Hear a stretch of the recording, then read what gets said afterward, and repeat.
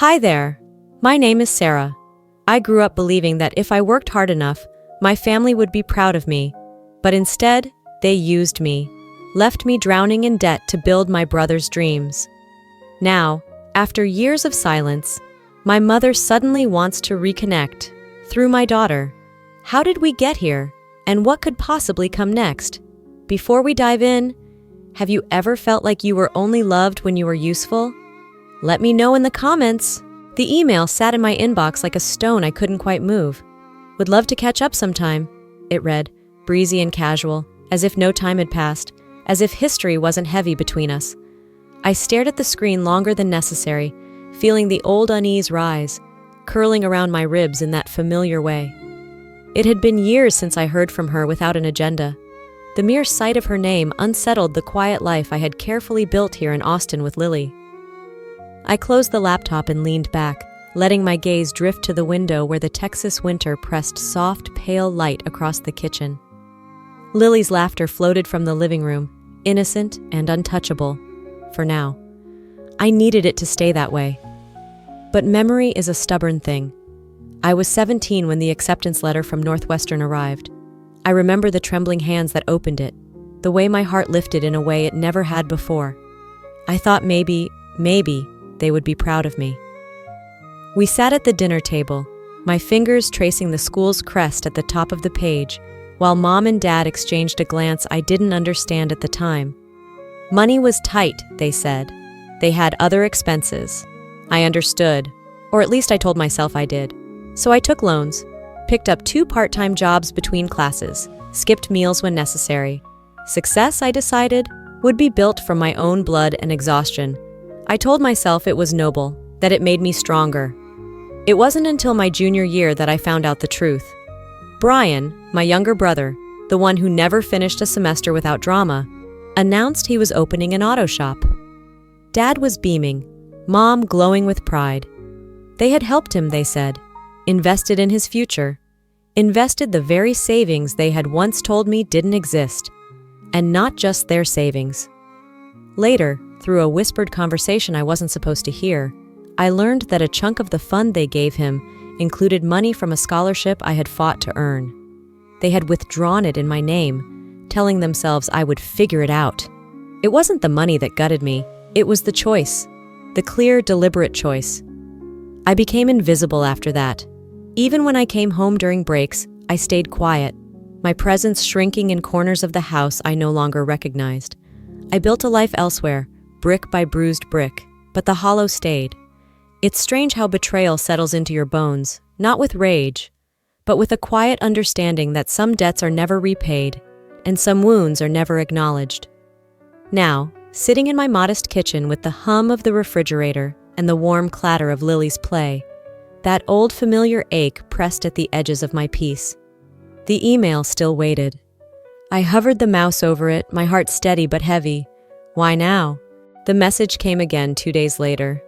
I miss Lily. I just want to see her, even if it's only for a little while. I sat at the kitchen table, rereading it, feeling the slow pull between my better judgment and the part of me still wired to hope. Lily twirled in the living room, practicing a dance from her kindergarten class.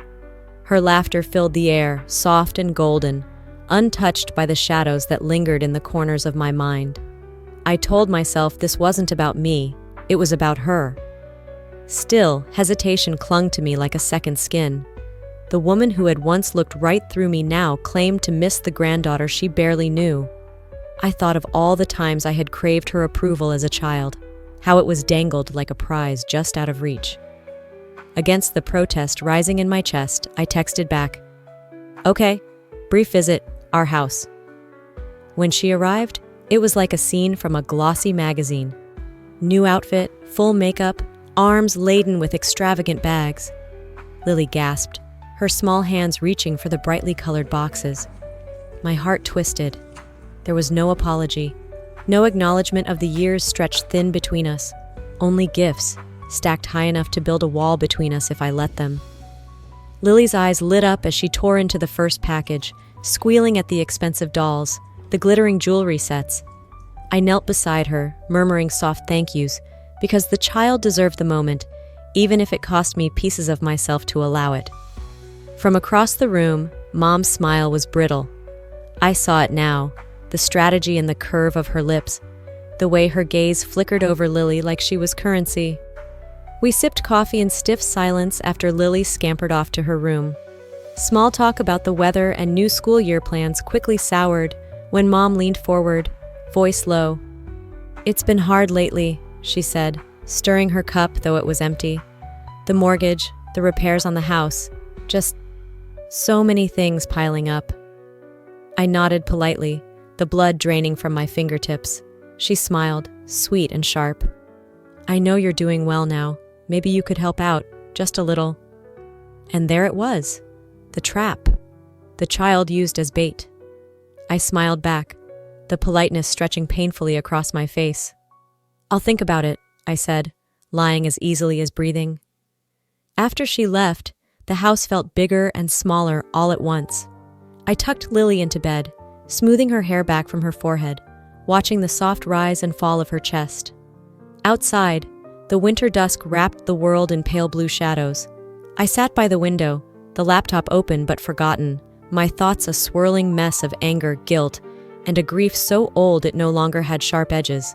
They hadn't changed. They never would. I pulled a notebook toward me, scrawling a single line across the page. "Next time, protect Lily better than they ever protected you." A vow not spoken aloud, but etched somewhere deeper. The next time they tried to reach for her, they would find the path blocked by something they had never truly understood. A woman who had learned, at last, how to say no. Brian showed up without warning on a Saturday afternoon, a six-pack of beer tucked under one arm, a crooked grin on his face. I opened the door out of habit more than desire, my stomach tightening the moment I saw him.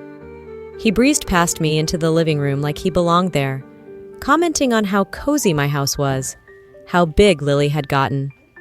I stayed near the door, arms crossed, the easy banter bouncing off me like rain against glass. After a few strained minutes, he got to the point.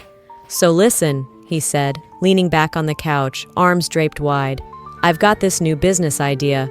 Big upside, minimal risk. I just need a little help. Just your name on a form. Totally safe." I felt the shift in the room, the way it always shifted when Brian spoke in half-truths. He made it sound so simple, so harmless, but the air between us crackled with something uglier. History. Memories of broken promises and debt shoved onto my back like forgotten luggage. I smiled tightly, the same smile I used to survive family dinners, and said I'd think about it, which was a lie. I already knew my answer. 3 days later, the letter arrived. Heavy, official, smelling faintly of betrayal. "Sarah," it read, "you have a moral and legal obligation to support your family. If you fail to assist Brian, we will be forced to pursue remedies through the courts." My hands trembled as I dropped the letter onto the counter. It wasn't about the money. It never was. It was about ownership, about control, about reminding me that in their eyes, I was still the dutiful daughter expected to pay for everyone else's dreams. I stood in the kitchen for a long time, staring at the letter, at the growing pile of unpaid kindnesses they had stacked on my shoulders. And then, quietly, something in me snapped. I remembered sitting in the financial aid office in college, holding a bill I couldn't pay because they had chosen to invest in Brian instead. I remembered selling my textbooks for grocery money, working double shifts at the diner while he blew through every advantage handed to him. I remembered, and this time I did not forgive. I sat down at the table, pulled out a pen and paper, and wrote the shortest letter of my life. The days of sacrificing myself for this family are over.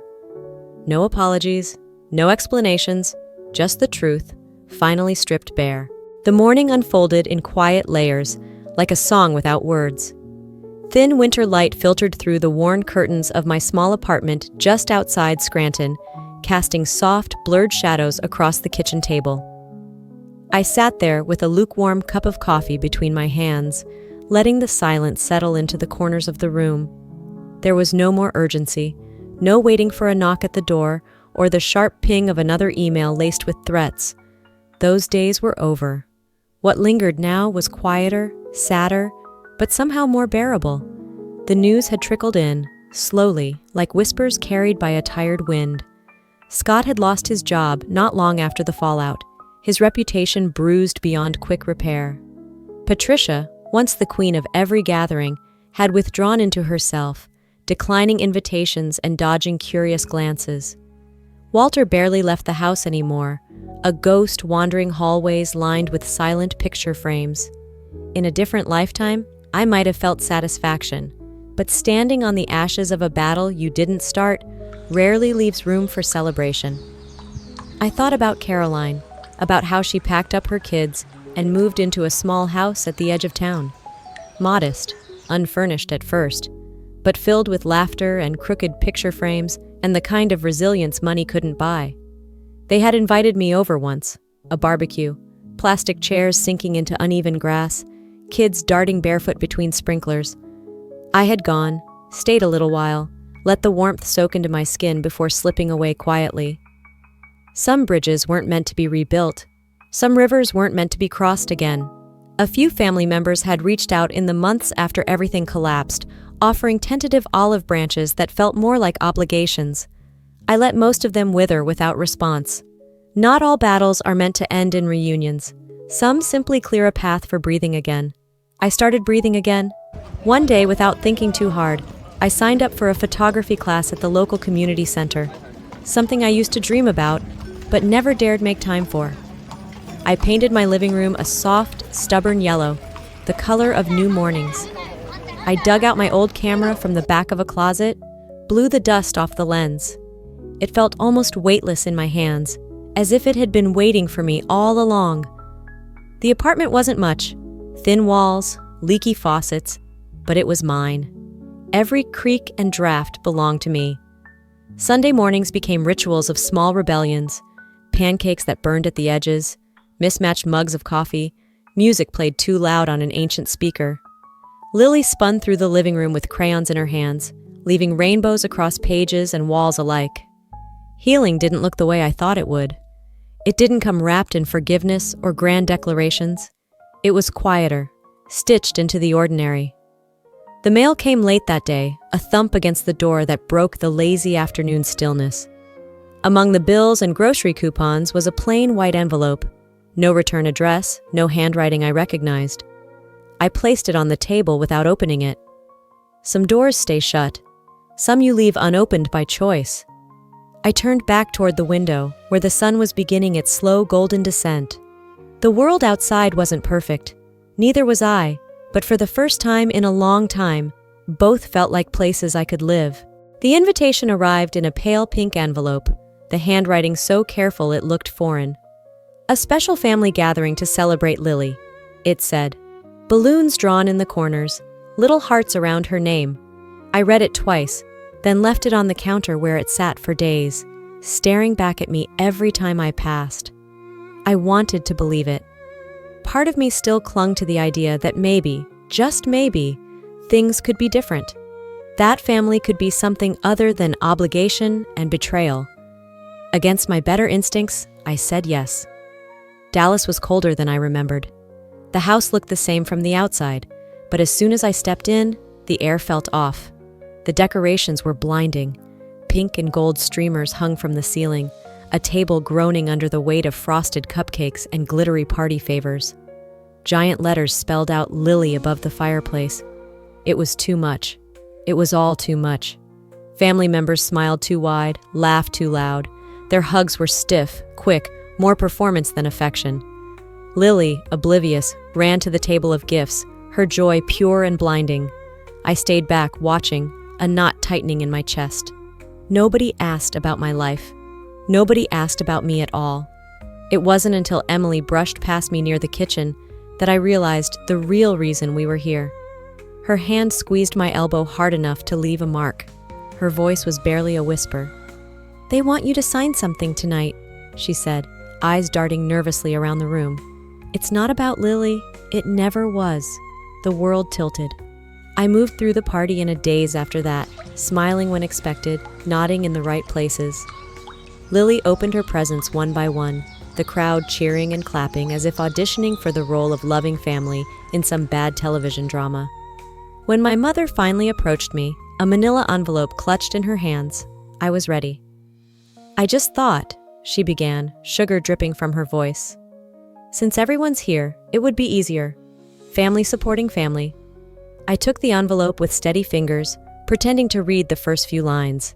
It was a loan agreement, heavily favoring Brian, requiring my financial backing.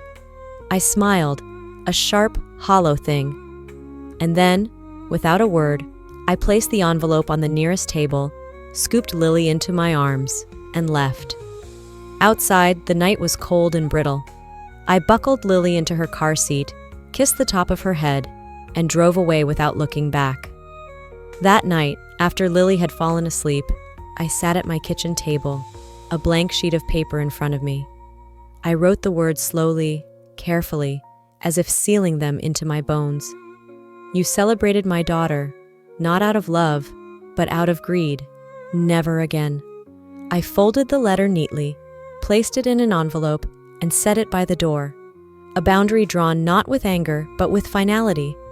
The first message came just after sunrise, a quiet ping that sliced through the soft stillness of the house. Then another, and another. By the time I made it to the kitchen, my phone was buzzing in an endless loop. At first, I thought something had happened to Lily's school or a neighbor, but as I opened the messages, screenshots, links, forwarded posts, the reality settled over me like wet concrete. Photos of Lily, smiling, playing, blowing out birthday candles, posted publicly on social media, plastered across a fundraising page titled, "Help Our Struggling Family Rebuild." Beneath the photos, a fabricated story spun a narrative of hardship and heartbreak, painting my parents as victims of abandonment and betrayal. Donations were already rolling in, sympathy messages stacked up like bricks on my chest. I gripped the edge of the counter, the wood biting into my palms. My child, my bright innocent little girl, paraded as a pawn in their twisted campaign for pity and profit. The rage that bubbled up wasn't the explosive kind. It was quieter, sharper, like a blade dragged slowly across stone. I spent hours digging, gathering evidence, screenshots, timestamps. Each click was another nail in the coffin of whatever tattered relationship remained. By noon, I was sitting in a downtown law office, the weight of it all condensed into a neat folder on the table between me and a weary-eyed attorney. She skimmed through the evidence, frowning deeper with each page. "They have no legal right to use your daughter's image," she said finally, tapping her pen against the table. "You can issue a cease and desist. You can pursue damages if necessary." The words felt heavy in the air, dense with consequence. I thought about it, about the escalation, about what dragging this into a courtroom would mean for Lily, for me. But when I closed my eyes, all I saw was Lily's face, bright and unaware, used to prop up lies she had no part in. I nodded. Do it. Back home, the act of writing the letter felt mechanical. Names, dates, violations listed in clean legal language. No anger, no begging, just facts lined up like soldiers. I sealed the envelope, pressed it flat with my palm. The line had been drawn. When it arrived on their doorstep, there would be no mistaking it. Lily was off limits, forever. That night, I tucked Lily into bed, brushing hair back from her forehead, kissing the warm crown of her head. She stirred but didn't wake. Downstairs, I stood by the window, watching the city lights blink against the velvet sky. My phone buzzed again, a new message from an unknown number. But I didn't look. They used to have access to my guilt. Now, all they have is silence. And silence, I was learning, could be a kind of freedom. The email arrived early on a Tuesday morning, buried between spam and subscription offers I never remembered signing up for. The sender line alone made my chest tighten. Dad. I hesitated for a moment, my hand hovering over the mouse, before clicking it open. It wasn't an apology. It wasn't even a plea for understanding. It was a lecture, a condemnation dressed up in tidy paragraphs. "You've torn this family apart," he wrote. "Your selfishness has cost us more than you realize. We always did our best for you, even when you didn't deserve it." The words scalded, but they weren't unfamiliar. I had grown up under that kind of blame, That slow erosion of reality where love was measured by how much you could endure without complaint. But this time, something inside me didn't break. It solidified. 2 days later, the doorbell rang just after dinner. A uniformed courier handed me a thick envelope, legal papers. My parents, through a lawyer, were formally demanding a division of family assets, claiming a fair settlement for the years of sacrifices they had made on my behalf. Sacrifices, I thought bitterly, like draining my college fund or using my daughter's face to beg strangers for sympathy. I sat at the dining table, the papers spread out in front of me, breathing slowly until the rage buzzing in my ears became something sharper, cleaner. They were going to drag me into court. So be it. I met with my lawyer the next morning, sliding the envelope across the polished desk without flinching. She flipped through the pages, frowning deeper with each one. "You have options," she said carefully. "We can counter with a full defense, and," her voice sharpened slightly, "if you're willing, we could pursue damages for emotional distress and harassment." I didn't hesitate. It wasn't about revenge. It wasn't about money. It was about the principle that had been ignored for far too long. I wasn't theirs to break anymore. We drafted the counterclaim that afternoon, every word a nail in the coffin of the illusion they had spent decades building. That night, after Lily had gone to sleep, I sat on the edge of my bed, staring at the stack of documents ready to be mailed the next morning. I thought about every time I had stayed silent to keep the peace. Every time I had swallowed anger until it turned into guilt. Every time I had let myself believe that if I just tried harder, loved harder, they would love me back the way I needed. Silence hadn't protected me. It had only made me easier to use. I wasn't that girl anymore. I slid the counterclaim into an envelope, sealed it, and addressed it in bold, deliberate handwriting. Standing by the mailbox under the heavy night sky, I let it drop from my fingers, a soft, final thud against the metal. They wanted a war. Now they'll understand what it means to lose me. The house had never been so quiet. Not the heavy, waiting silence that used to sit thick in my parents' home, but something lighter, gentler, like a breath finally exhaled after years of being held. I sat at the kitchen table, lukewarm coffee forgotten beside me, staring at the unopened letters that had been piling up by the door. Names I once would have dropped everything to answer, now faded into background noise, like static on an old radio. The war was over. Not won, not lost, just over. My lawyer's messages still blinked on my phone, polite reminders that I had every right to keep fighting, to press charges, to wring every last drop of recompense from the ruins they had left. But I didn't answer. I didn't need a courtroom to tell me I had survived. Lily slept soundly in her room, a tangle of blankets and soft dreams, untouched by the chaos that had once threatened to seep into every corner of our lives. I leaned against her doorframe for a moment, letting the quiet joy of her existence fill the cracks that anger had left behind. Winning hadn't been about proving them wrong. It had been about choosing to stop carrying the wreckage they kept trying to pile onto my shoulders. As I wandered through the house, my hand brushed against chipped walls and uneven shelves, the perfect, imperfect markers of a life that was mine alone. No more apologies whispered into voids that never cared enough to listen.